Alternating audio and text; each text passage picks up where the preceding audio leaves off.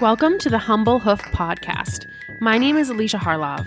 This is a podcast for both horse owners and hoof care professionals, offering discussions into various philosophies on the health of the hoof and soundness of your horse. Please check us out on Facebook or at thehumblehoof.com.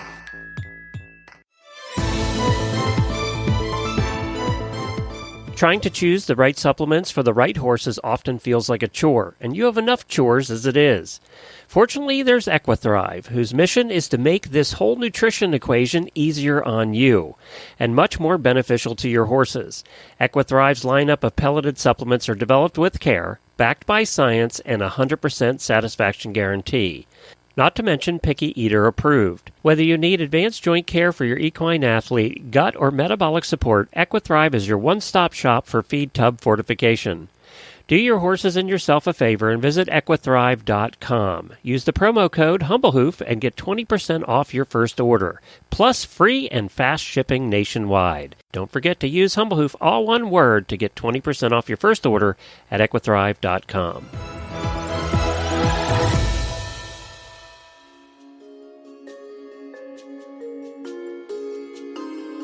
A special thank you to our wonderful sponsor, Cavalo. For our Humble Hoof listeners, they are offering 20% off their Cavalo Trek hoof boots using the coupon code HRN at checkout.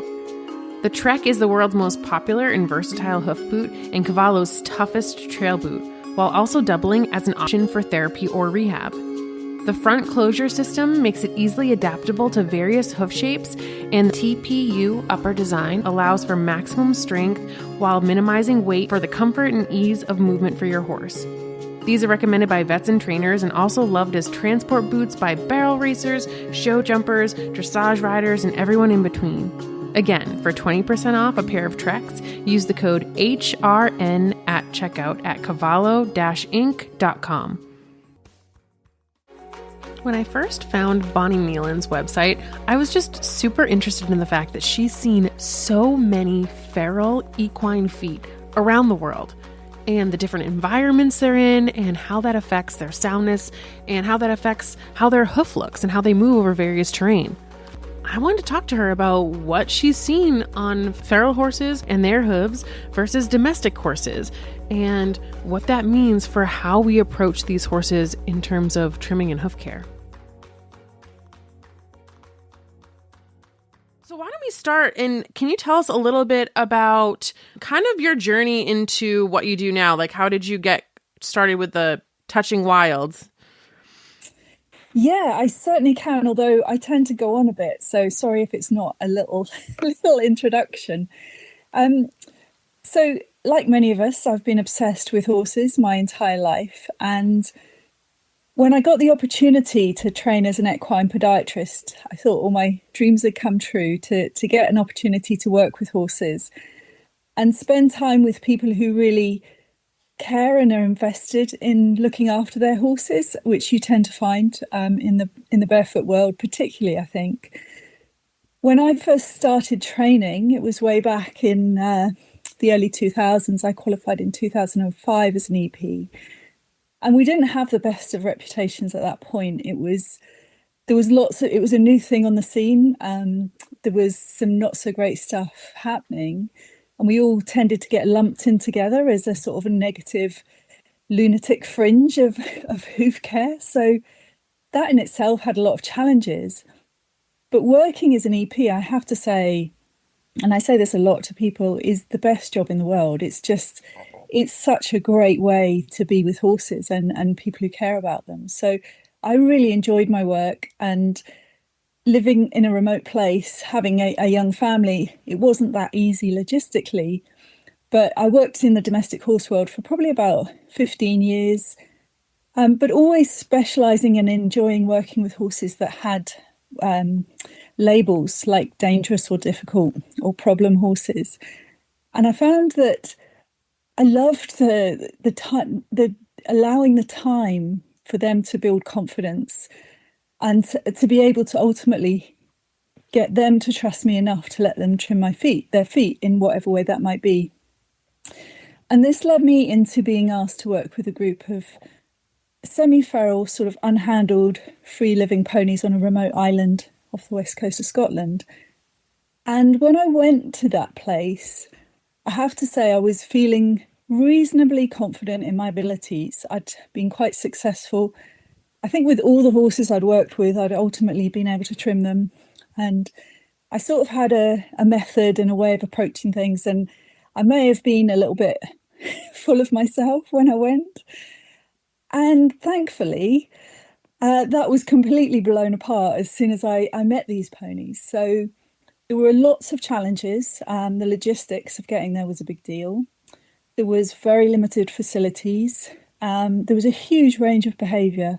There was about 40 of them, and some had been really badly treated, and I would even say traumatised, and I'm not using that word lightly. They were so terrified of people that their behaviour was very extreme. And then at the other end of the scale, there was completely unhandled horses. So it was this sort of incredible opportunity to work with a wide range. But what I discovered very quickly was that all of my tried and tested methods did not work. And not only did they not work, they made things worse. So I had this experience. I suppose it was an epiphany, although at the time it felt like it felt a lot harder and darker than that. But at the time, I realised that what I was doing was not working. So very quickly, I decided that I'd just stop everything I was following and just start again. I spent time observing their behaviour, seeing how they were interacting with each other. And I tried my best to use elements of that to interact with them. And what I discovered was that quite quickly, I was actually trimming feet and working with them in a way I hadn't thought was possible. There really were very limited and very unsafe and sort of rickety type facilities. So it wasn't like before where I'd had, arenas or round pens or stables or sort of places that the horses really have no choice but to be with you. In this place, that wasn't the case. So it forced upon me this different way of working with them. But what that did was led me down the path of following their lead. So when I talk about my work now, it's horse-led work, and that looks different in different places with different horses. So it's more of an approach than a method. And these days, I do a little bit of work in the domestic horse world. I have my own horses as well at home. But mainly I'm working with regenerative grazing herds in zoos, wildlife parks with wild equids. And I also take groups of people to wild places to study free-living horses, because I think the best way that we can learn about horse behaviour is from the experts, and the experts are horses. But just to sort of be really clear about this, horses who live life on their own terms behave very differently to our domestic horses. So if we don't see that and recognise that and begin to get familiar with that, we don't have our baseline. And I think we're really missing that in domestication. So we need to have this blueprint, this understanding of who they are without us, what the animal they've evolved to be, because then we can use that information in the domestic horse world to improve their lives. So that, I hope, wasn't too long, but that's sort of a quick journey of where I started and where I've got to now. Yeah, not at all. I mean, it was very fascinating to me, especially because I have been a Mustang enthusiast for the last 10 years or so. And I fully admit to everybody who I talk to that I am not in any way a trainer. But I have my own Mustang that was, rounded up from the wild in 2008. And there was a boarder of mine that adopted a Pharaoh Mustang last year, and I've been able to follow his progress over the last year. And the horse the riding accident I actually got in last week was on a newly started Mustang. I did not start that horse. Okay. But yeah, they're, definitely a passion of mine. And so, seeing that you've worked so much with these horses, I just thought it would be really cool to talk about some differences you've noticed. And obviously we focus a lot on hoof health and soundness. So that's going to be kind of like the main avenue I'm kind of getting at. But obviously there's a lot more that goes into that than just their feet in terms of their health and how they're able to function. So obviously, I'm happy to hear about all the different things you've noticed. But I think one of the first things that I want to bring up is that, when we see these silly debates online about hoof care, a lot of times people will bring up the fact that our domesticated horses aren't feral, they aren't wild, and we can't trim them or treat them the way you would a horse in the wild. And I know that's kind of like a broad statement, but I would love your thoughts on that in terms of, with your observing so many different horses, both feral and in these, wild environments, and domesticated horses, what are some of the main differences you see between the two hoof-wise? Well, it's really interesting because I see such a variety of different feet, and it just depends on the habitat they're in.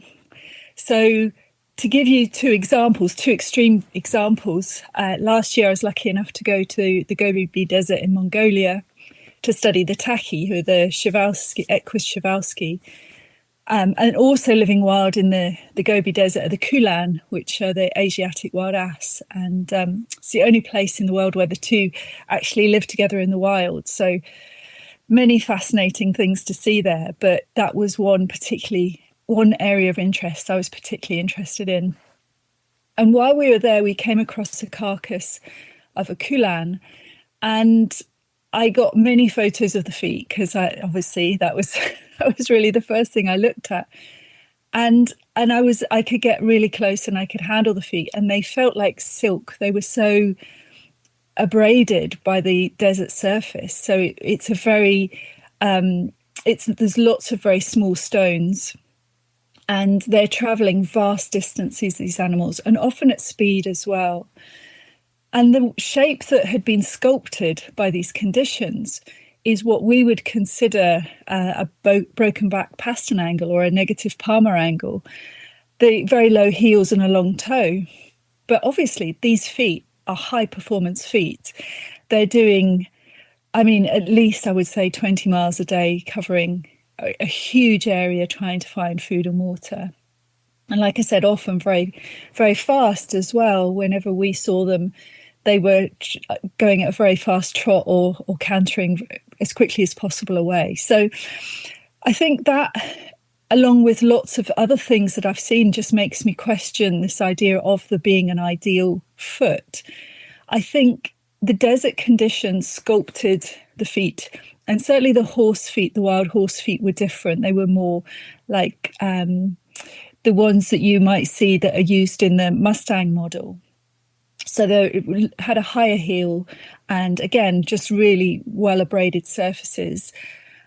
But they're fit for purpose, they're fit for that environment, that habitation and the surface that they're covering. And in another place, I work with horses who live almost constantly in a marsh or boggy, wet conditions. And their feet are like duck plates, duck feet. They're like soup plates because I imagine, are spreading to disperse the weight. So they do very, very well in that habitat. And like the Camargue horses as well, you always see those photos of them galloping through the water. And I often try and do close-ups on the feet because I haven't managed to get there yet. But their feet are adapting very well to the environment they're in. But of course, the problem comes when we take them out of that and expect them to perform in or to be sound on a harder surface. So what I see consistently is healthy functioning feet for whatever unique environment they might live in. And I think it just confirms something that I've thought for many years working with domestic horses, that it can be a bit of a straitjacket if we get too focused on ideal angles, the perfect foot, because there's different types of foot conformation. If you've dissected a lot of legs, you'll know that you can get different shaped pedal bones. And if the hoof is being shaped by the inner structure of the bone, then that's going to give us a different look to the outer capsule. So do we want them all to look the same? Do we want to set these rigid perimeters to give us this proper, what we think is a proper foot? So I love to think that people are bringing in a hefty dose of common sense with this stuff, and really wonder if maybe the first question we should ask are these feet fit for purpose? And they might not look beautiful, but are they functional, and are they keeping the horse sound? Because ultimately that's the most important thing, is the horse able to do what they need to do, and are they comfortable doing it? So I think that's sort of the overriding sort of message I've got from all the different types of feet I've seen in all the different places. There's not one ideal model. Certainly some look very beautiful, and certainly in the drier, more abrasive conditions, that the feet there tend to be wonderful. But as I said, with the Kulan example, that blew my mind a bit, because I've always thought the structure at the back of the foot is very important, which of course it is. But in that particular environment and habitat, that was a high functioning foot. So keeping an open mind, being flexible, knowing what a healthy foot looks like, but also then taking in the individual circumstances of the horse and blending this all together to come up with what works for them. So I don't know if that answers your question, because really there's so many different types of feet that I could talk about, but that's the overriding thing, just the adaptation to the environment. Having a hoof rehab facility, one main focus of ours is forage. I want the horses here to have safe, tested forage available 24/7 without the risk of becoming obese. I have spent years looking for the ideal slow feeder for us, and we have found it with Hay Boss feeders. When I tell you that my Hay Boss XL feeder has cut my feeding time by 90%, I mean it, and it might even be an understatement. The covered feeders with integrated slow feed nets allow for all my horses here to have access to hay all the time, which is healthy for their guts and minds. They're also not able to completely binge all at once, because the nets keep them in check. They're available all over North America right now, but side note, if you're in New England, I got mine from Mountain Lane Farm, who delivered it right to me and showed us how to set it up and use it. We can't imagine our lives without it here. Yeah, and I think that's such an interesting observation, especially because I think that being a hoof care provider can be very humbling, in the sense that I feel like I'm fairly new to this game. I've only been trimming for 10 years or so, and this has only been my full-time career for the last 6, but I've been repeatedly had to step back and allow feet to do things that I don't necessarily think looks perfect or symmetrical or not healthy, but doesn't look what we think of as the ideal foot, in order to see that horse become comfortable and sound. And I've seen horses become much more sound when I stop trying to force my ideas on their feet. And it's hard. Something that I've always struggled with is that, there can be people that have horses with the most beautiful looking feet and their horse is lame, and everybody will compliment whoever is doing the feet. But then if you have somebody come in who might just kind of let the foot take its own ideas and the horse is sound, people will say, oh my goodness, your hoof care provider, your farrier, your trimmer is terrible. Look how terrible those feet look. And something that I've tried to do on my, Facebook page is just open up discussions of, that same idea that you're talking about, that is there really an ideal foot? Are we, should we be forcing our ideas on the hoof if it's not allowing the horse to be comfortable? And then I guess something that I still grapple with is, if a horse is comfortable now because we're letting the feet change and adapt to something that is not textbook, will that cause issues down the road? Like, should we try to force them to some ideal because, some research says that biomechanically XYZ should be correct? And that's something that I still am not sure about, Yeah. I have to say, I'm with you.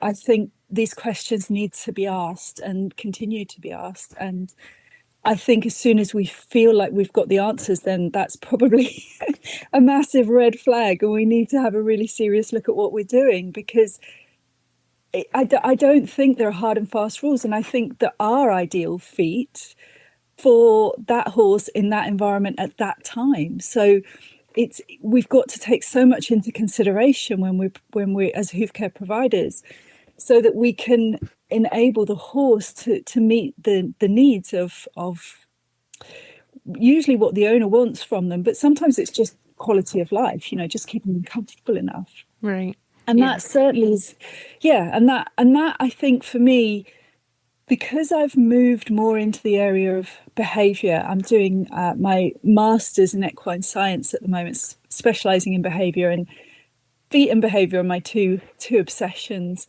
But even when I was a full-time EP, the question I would always ask first is the horse comfortable?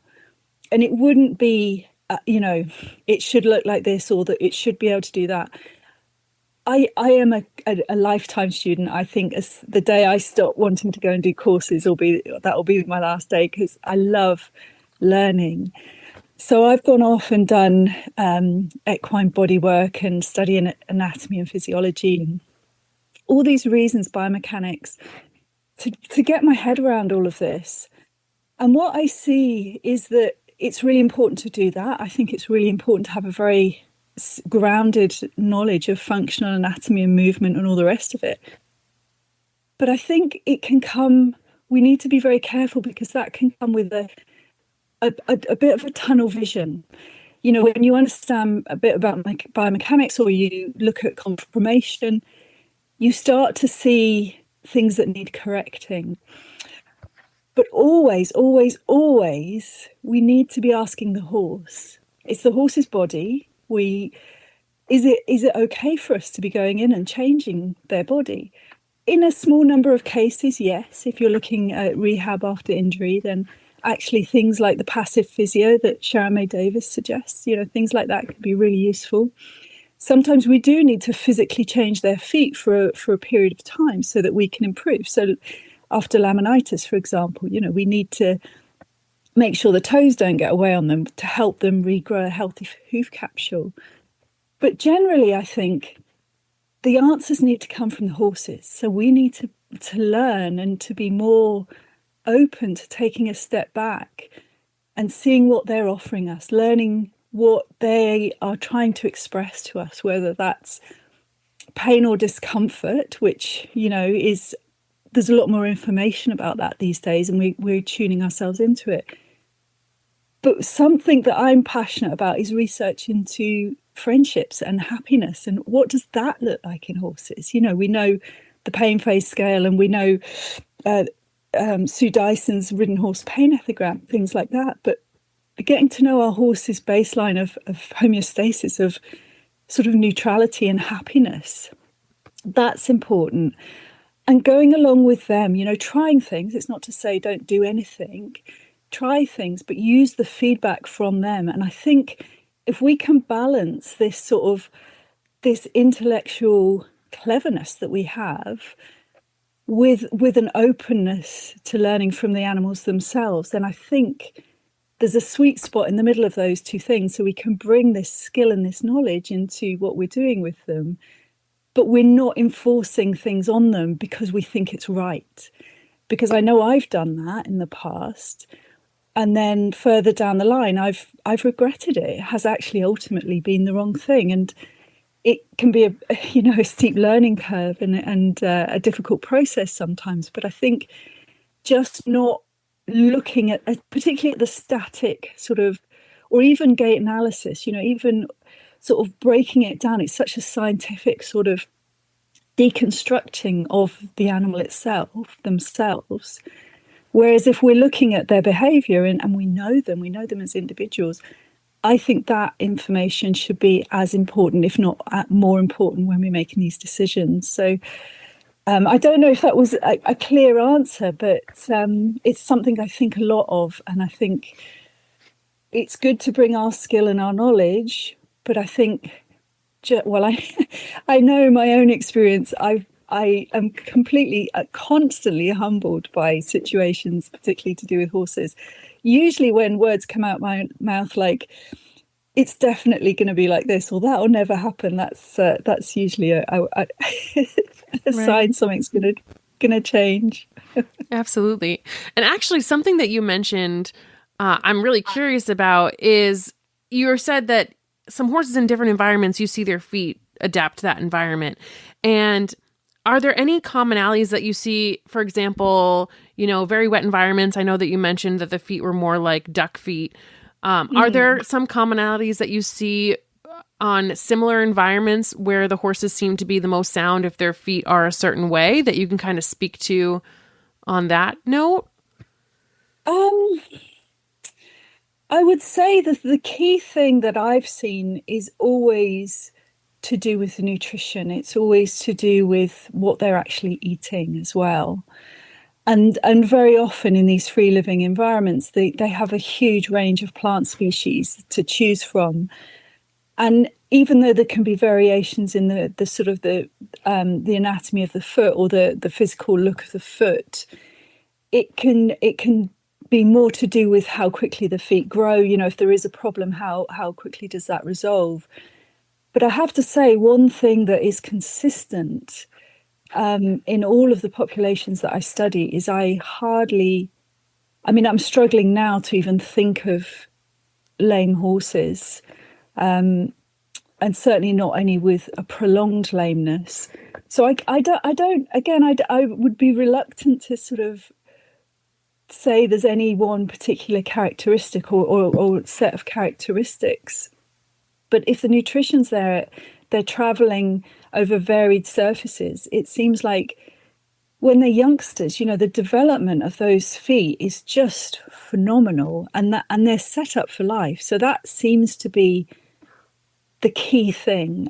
If it's horses that have maybe been turned out, maybe not even brought up as domestic horses, but maybe in a more domestic setting, but then put out onto bigger ranges or into conservation areas, they can sometimes develop problems and their feet just don't seem as strong. So, you know, just as speculation, I would tie that in with their early life experiences. So I think different habitats, different breeds as well, the different types of shapes of feet that I see. I think I haven't got a clear answer for you on that one, I'm afraid.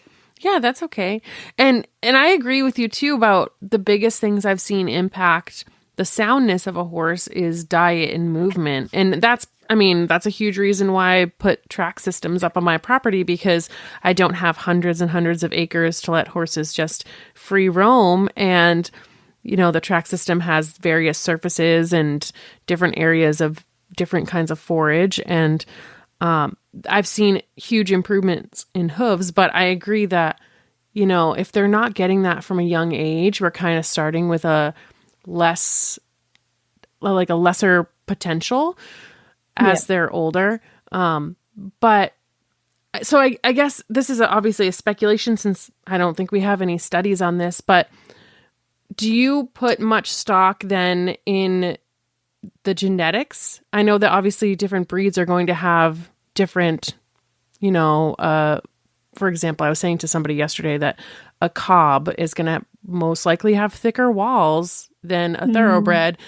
But in terms of hoof health, do you see genetics playing a large role, or do you think that the movement and the diet is playing more of a role, or what are your thoughts on that? I would say not really. In domestication, for sure. You know, if I am asked to trim a cob feet and I'm asked to trim a thoroughbred feet, I have two different reactions. I mean, thoroughbreds have been bred for everything other than, they've been bred for one thing, and everything else I think has fallen by the wayside. You know, speed is the only thing that matters. And cobs are, you know, they're so underrated. They have such fantastic feet. And generally, you know that you're going to be onto a winner when you're dealing with cob feet. And thoroughbred feet can be a little bit more complex. But equally, if you set things up, the changes can happen. I think genetics play a part for sure, but I think it's a small part. I think, again, the early life experiences, if the structures are developed by use, like the animal is not just sort of doing distances or speed or whatever, but varied terrain, you know, all the little ligaments within the hoof capsule are strong, the digital cushion is getting built up and is robust. That is a big factor. And I think the genetics can play a role in as much that some animals can start off with a few steps ahead, perhaps because their feet are genetically good. But in the environment, when they have the time to develop good feet, they consistently do. And that's, I mean, the other thing, of course, with free living horses is they're not being asked to do anything. So they are choosing how they move, when they move. They don't have the extra weight of a rider on top. So their feet adapt brilliantly to the habitat they're in, given the time to develop. So it plays a role, but I would say not a big role. And I think other factors are as important for sure. Yeah, absolutely. And I guess this question might seem a little bit off topic, but, talking about the free living horses, if they're in a more wet environment, do you see them struggling on harder surfaces because they live in a wet environment? Or do you think that's more sort of how they're, I don't even know, how they're kept in domestication? Yeah, I see them struggling on softer surfaces for sure. Yeah. I mean, it depends on how wet the environment is and, how long they're in spending time with their feet immersed in wet conditions.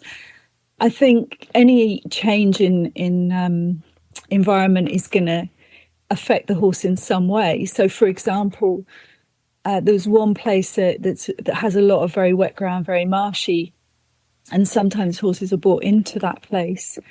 And when they come, quite often their hooves are quite short.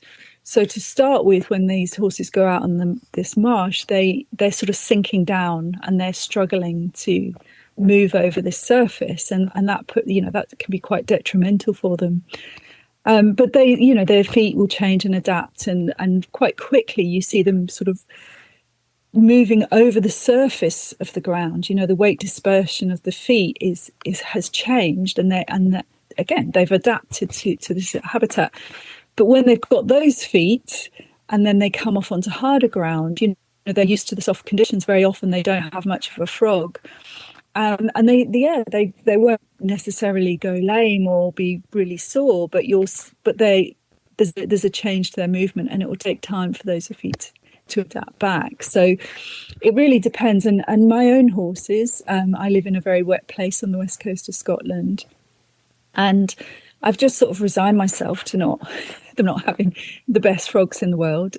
I'd rather they were out in a big hill field moving around in wet conditions than I have tried bringing them in and having them be on tracks or on a drier surface to improve their feet, and it does work, but the management that goes into that is a lot. So my compromise is to use boots, and I mean the boots we have these days are just so fantastic. When I first started out, oh my goodness, I think there were two types, and you had to have rubber mallets to get them on.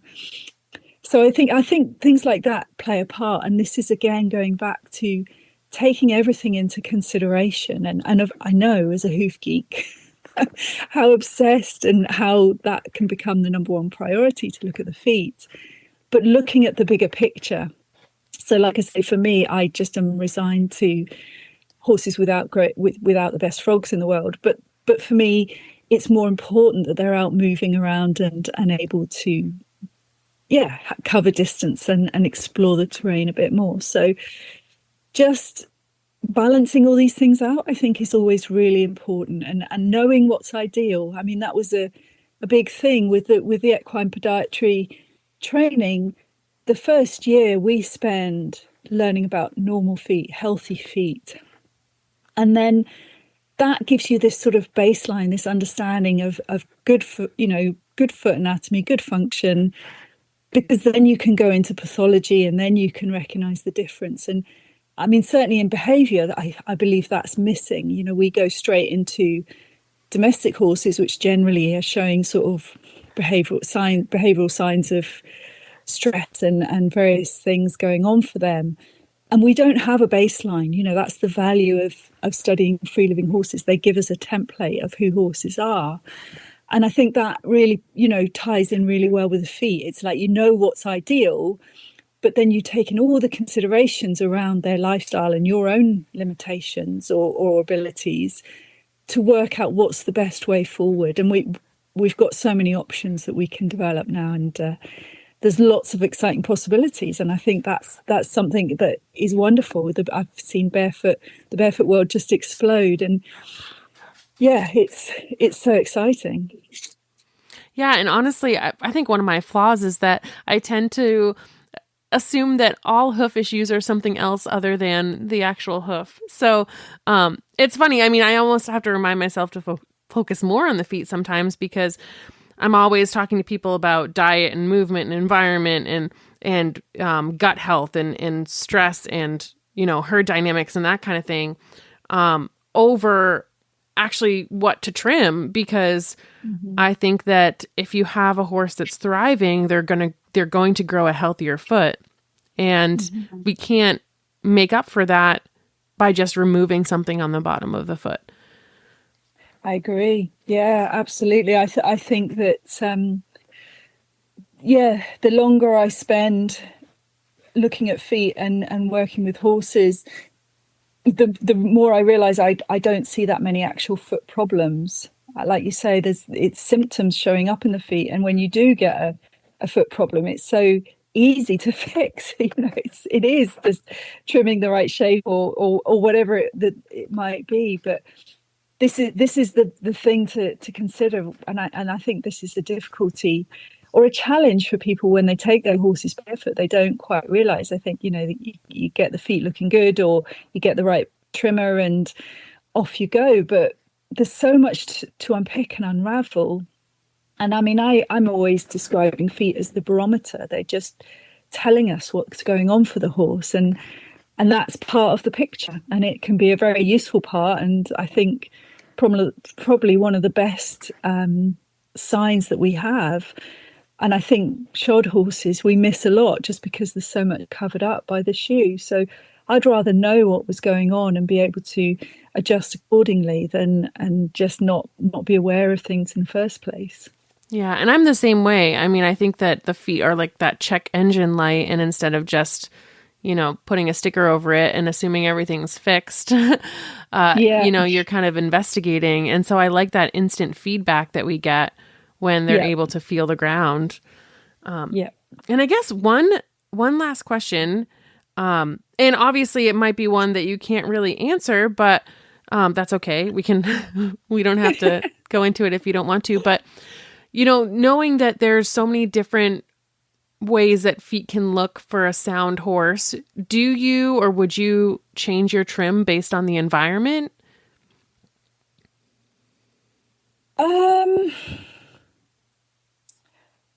Yes and no. That's a bit, sorry to be a bit vague. I'm trying to think of different scenarios. First of all, I guess separating out whether these are free living horses or domestic horses, that would be a big thing, because sometimes just getting a bit of length off a free living horse's foot is enough, and in fact an amazing thing that you can even manage to do that. So it wouldn't necessarily be about shaping the foot so much. But with a domestic horse, trying to help them get back to some sort of functionality. But I mean, the trim plays a part in that. So, I'm thinking of a horse with contracted heels, or, heel tenderness and atrophy at the palmar part of the foot.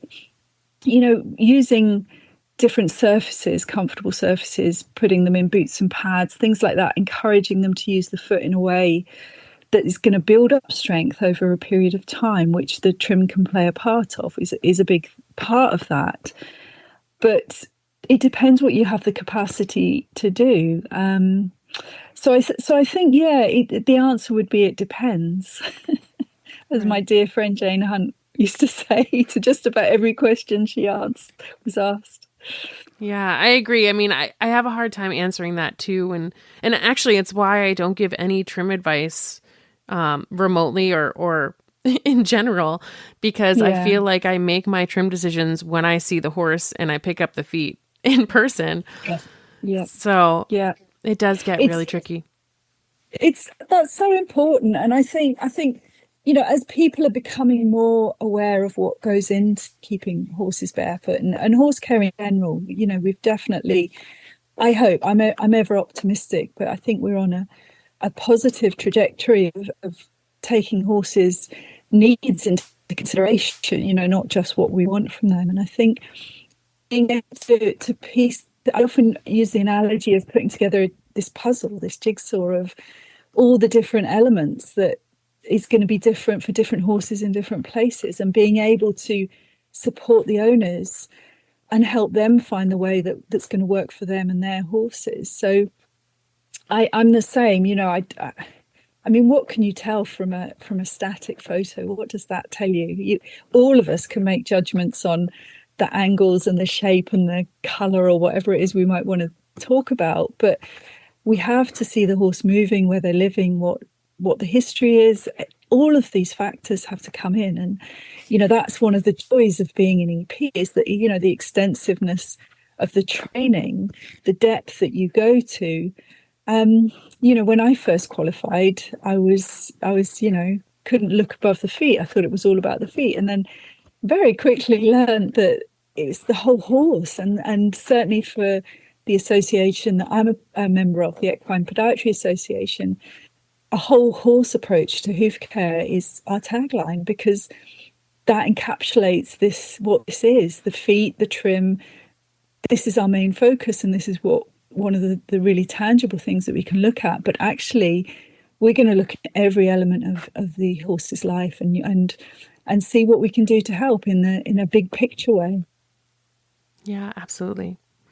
Awesome. And those are the main questions that I had. I don't know if you have anything else that we didn't cover that you really wanted to speak to that you think is important to kind of get out there. I'd quite like to say a little bit about the Equine Podiatry Association, if that's okay. That's sure. Quite an important thing in the UK with the sort of politics that go on. Oh yeah, of course. All right with that. Yeah. Yeah, so as I said earlier, when I started out as a trimmer, it was a bit of a fringe thing. There weren't many of us, and we had in general quite a bad reputation because, well, yeah, I won't mention any names, but there was a vet doing some pretty extreme things with feet, and a group of us decided that we needed to show the commitment and standards that we were reaching. And we formed the Equine Podiatry Association back in 2006. The idea being that in the UK, we wanted to develop a professional credibility to show we reached and maintained a standard. We have to carry on with 40 hours of CPD a year. We do lots of shadowing days. It's an incredible network of trimmers. So this hive mind that you can tap into as a resource is amazing. But after a lot of hard work of getting a recognition in the UK, finally a couple of years ago, we became the first UK registered barefoot trimming recognised qualification, which was wonderful. I mean, it took so many years of hard work from really dedicated people. But just to show, again, the commitment of this, because I don't know about you in America, but certainly in the UK, you can get accused of doing a weekend course and being a trimmer. So we wanted to be able to show that the commitment and dedication we put into this. I think it's really important, you know, if you're looking for a trimmer to look at the credibility and the professionalism. I think word of mouth is a really good thing, but there's so much to it. You want to know that the person you engage, you can trust and is going to do what's best for your horse, and you can very often tell that just from the first conversation. So, I mean, it's wonderful to have been invited here, and you're doing such good work and interviewing such interesting people doing amazing things as well. So it gives this sort of broad view, this broad range that we can look at. I just feel like I'm waffling on now. So no, thank you. I really appreciate that. And as you were talking about the program over there, I mean, I do think it's so important for hoof care providers to be a part of an organization that has, you know, they can have accountability of others. They can bounce ideas off of others, because it can be such an isolating profession. Yeah, but also absolutely. Because, you know, there's always so much. I mean, like we said, I'm humbled like every single day. Every single day I pick up a foot and I feel like I learned something new or learn something I can improve on. And I do think that these organizations are amazing. And adding to what you said about a weekend course, I went through, and I'm still a member of, Progressive Hoof Care Practitioners, and it took me years to finish. And I kind of want to dispel that myth too, that, you know, there are many of us that are just striving to always learn more and make sure that we're doing the best we can for horses. So I agree with you on that.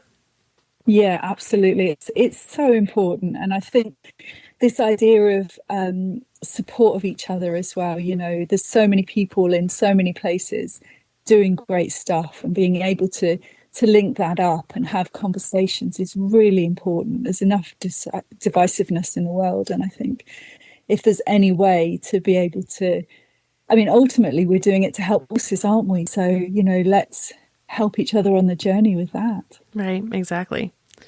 Awesome. Well, thank you so much for being willing to chat with me today. And I really appreciate your perspective, and it's been so interesting. If people were interested in getting in touch with you, what's the best way that they can reach out to you? Okay, so, well, thank you for inviting me here. It's been really lovely to talk to you, and I feel like we've just started a conversation. It would be great to talk more about feet. I have a website my business is called Touching Wild, and I also have just launched an online course called Through the Eyes of a Horse. It's a 12-week program, and the idea is to give people this blueprint, this baseline of who horses are. I also co-run a learning opportunity called Learning Wild, where myself and Dr. Emily Keeson, who's the American research scientist studying affiliative behaviours or friendship between horses, and we take groups of people to remote places to study free-living horses and ponies all over the world. And again, just this idea of immersing yourselves in the lives of these animals to learn about horse behaviour. I think it's the most important thing that we can do, and it's an amazing experience. So Learning Wild and Touching Wild are my two businesses. And I'll send you the links so you can add those to the page for people who are interested to read more. Perfect. Well, thank you so much. This was great, and I'm really excited to have connected with you. Okay, amazing. Thank you. It's been lovely talking to you. You too, and I hope you have a great rest of your day. You too. Thanks. Take care. Bye. Bye. I always say that I'm slightly more hoof obsessed than the average person, and chances are, if you're listening to a hoof care podcast, you are too. So we should probably be friends. Feel free to find me on Facebook or email me at thehumblehoof@gmail.com.